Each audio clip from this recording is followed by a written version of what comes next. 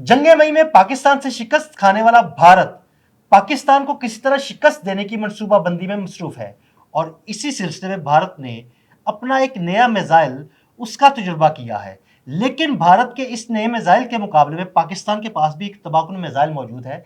इन दोनों मिसाइलों की खसूसियात क्या है और पाकिस्तानी मिसाइल भारत के इस मिसाइल को कैसे टक्कर देगा? आमिर रजा मेरे साथ मौजूद है। आमिर रजा से बात करते हैं। जी आमिर भाई, भारत ने अपने एक नए मिसाइल का तजुर्बा किया है, लेकिन पाकिस्तान के पास भी उसकी टक्कर का एक खौफनाक मिसाइल मौजूद है। हमारे नाजरीन को इन दोनों मिसाइलों की खसूसियात के बारे में बताइएगा। देखिए, सबसे पहले बात तो यह है कि पार्ले जी एक बड़ा मज़ेदार बिस्किट है। इसी तरह का बिस्किट जो है भारत ने हमारे लिए पार्ले के नाम से ही बनाया है। और ये मिसाइल है, बड़ा ज़बरदस्त मिसाइल है।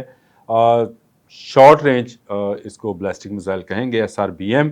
और ये इसकी जो रेंज है 150 से 500 किलोमीटर तक है। 500 किलोग्राम वॉरहेड, न्यूक्लियर और रवायती दोनों वॉरहेड ले जाने की सलाहियत रखता है। इसको मोबाइल लॉन्चर से लॉन्च किया जा सकता है। मोबिलिटी इसकी बहुत ज़्यादा है।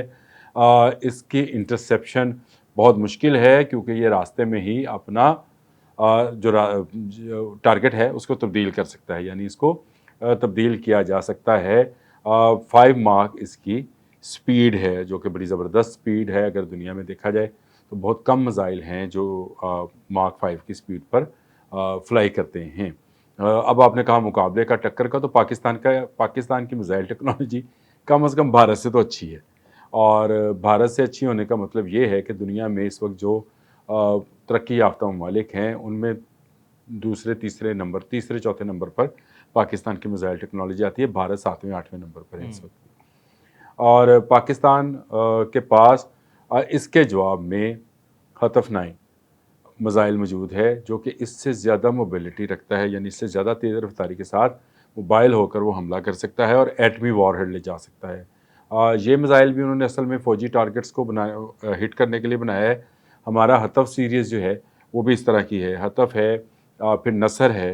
ये तमाम वो मिसाइल्स हैं जो कि इसी मकसद के लिए तैयार किए गए हैं। हमारा अगर शाहीन 3 देखें तो उसकी तो रेंज ही बहुत ज़्यादा है। और इस तरह से हैवी रेंज के मिसाइल हमारे पास अबाबील है, जिसमें एक से ज़्यादा वॉर हेड मुख्तलिफ टारगेट्स पर करने के लिए जाता है। तो मैंने पहले कहा कि टेक्नोलॉजी वाइज जो है हम बेहतर हैं, फार बेटर हैं भारत से।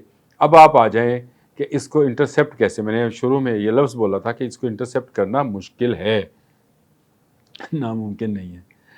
पाकिस्तान जो है वो एक नया डिफेंस सिस्टम जो है उसकी ख़रीदारी में इस वक्त कोशा है, और वो है HQ-19।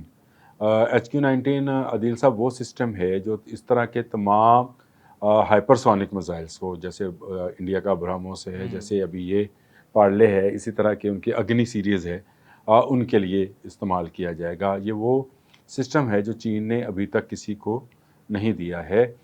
इस हवाले से मैंने आपको बताऊं कि 6 जून को तमाम सोशल मीडिया में एक हंगामा बरपा था इस हवाले से कि भारतीय जो थे उस पर हंगामा कर रहे थे और पाकिस्तानी जो थे खुशियाँ मना रहे थे। और दुनिया भर हैरान थी, सारी दुनिया हैरान थी कि किस तरह से चीन ने HQ-19 जैसा डिफेंस सिस्टम, जो अभी तक उसने दुनिया को किसी को नहीं दिया है, और ये जो अमेरिकन डिफेंस सिस्टम है थर्ड, उसके मुकाबले में उन्होंने किया है। इसकी तमाम की तमाम टेक्नोलॉजी खुफिया है। और ये इसकी अगर मैं आपको रेंज की बात करूं तो या हमारा जो कुल अर्ज़ है इसकी हला कहाँ से शुरू होती है, कुछ आपको अंदाज़ा होगा?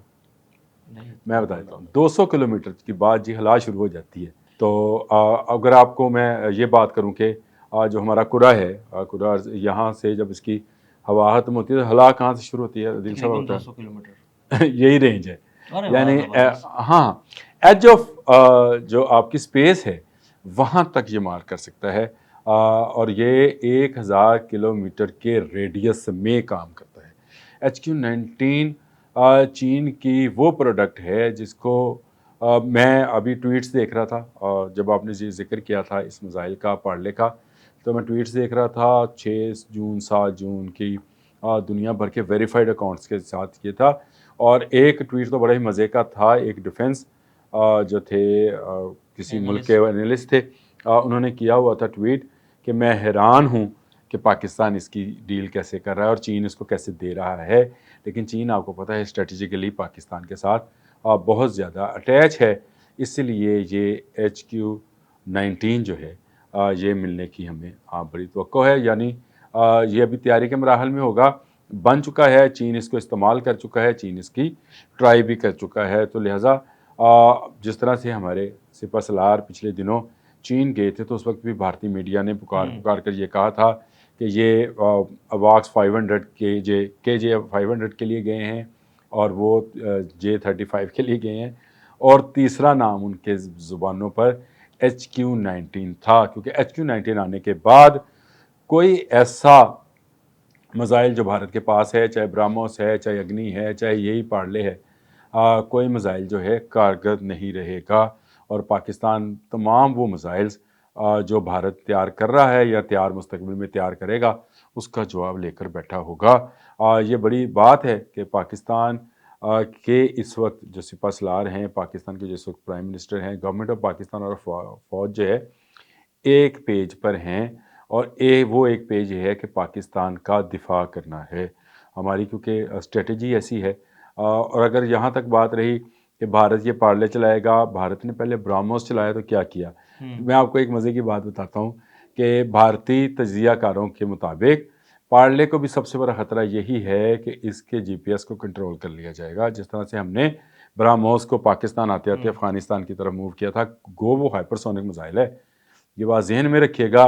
ये सारे मिसाइल्स को इंटरसेप्ट करना जो है वो दुनिया में ऐसा कोई सिस्टम नहीं है, लेकिन कोई 90% करता है, कोई 95% करता है, 100% तो अमेरिका भी क्लेम नहीं करता है। लेकिन अगर आप इनके सिस्टम को, जो इनका रडार सिस्टम है, उसको आप अगर हैक कर लें तो आप इनको भटका सकते हैं। तो ये क्या दूसरा टारगेट रास्ते में तब्दील करेगा, पाकिस्तान इसको भटका सकता है। ये बड़ी ज़बरदस्त चीज़ है, क्योंकि KJ-500 के अंदर ऐसा सिस्टम पहले से मौजूद है।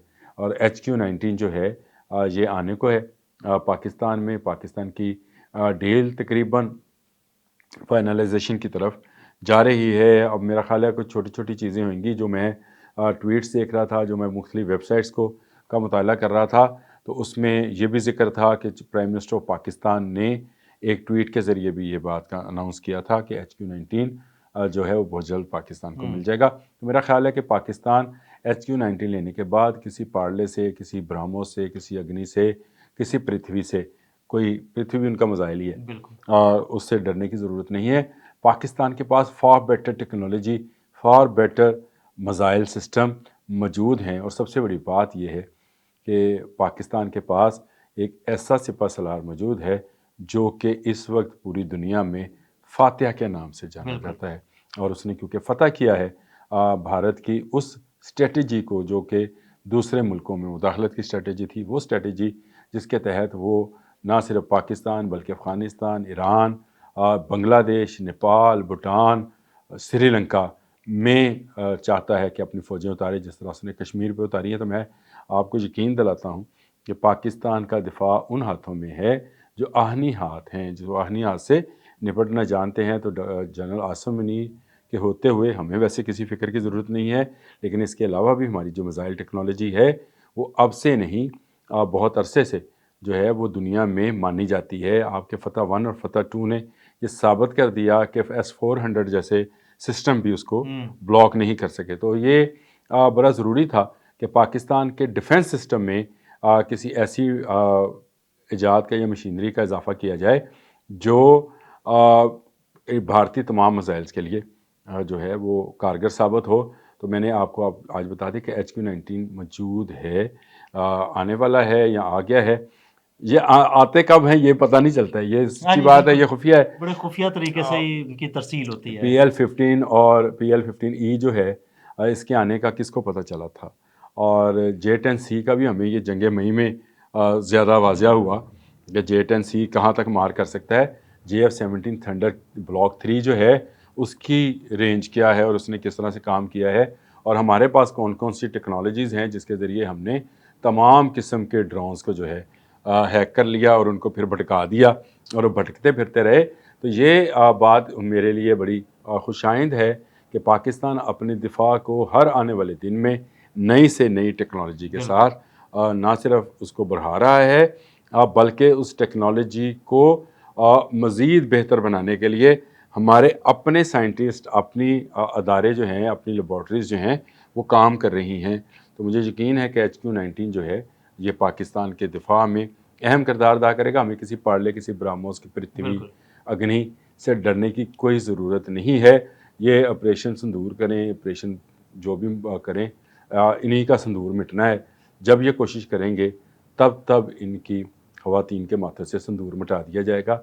ये भारत याद रखे, और मेरा ख़्याल है कि भारत को अब ये याद हो भी गया होगा, क्योंकि दुनिया मान रही है, ख़ुद भारत के अंदर से भारत की शिकस्त की आवाज़ें जो हैं बिल्कुल। उठ रही हैं, और बताया जा रहा है, तस्वीरें दिखाई जा रही हैं कि ये देखें, ये पड़ा है वो फ्रांस का लेजेंड त्यारा जो कि कहते थे किसी जंग में गिरा नहीं है, तो गिराए पड़े हैं। अब अमेरिकन सदर जो हैं वो आपके इस बात के क्लेम को मान रहे हैं कि आपने 5 जहाज़ गिराए, हालांकि हमने 6 गिराए थे। चलें, एक आध उनसे मिस हो गया, इसलिए मिस हो जाता है क्योंकि वो जो था वो अनमैन्ड लेकिन आमिर एयरप्लेन भाई, था। वो जहाज़ आपने एक भी गिराया हो तो बहुत बड़ी बात होती है। हमने तो 5 गिरा दिए, 5 और गिराए नहीं, 5 जो तो गिरा अब तो दिए, 6 मान गए। गिरा दिए। भारत, मैं कल भारत की वो वीडियो देख रहा था, आदिल साहब, उसमें जो उनके पॉलिटिशियंस थे वो बता रहे थे कि 3 राफेल हैं, एक SK-30 है, SU-30 है, Su-30 जिसको बोलते हैं, और एक MiG-29 है।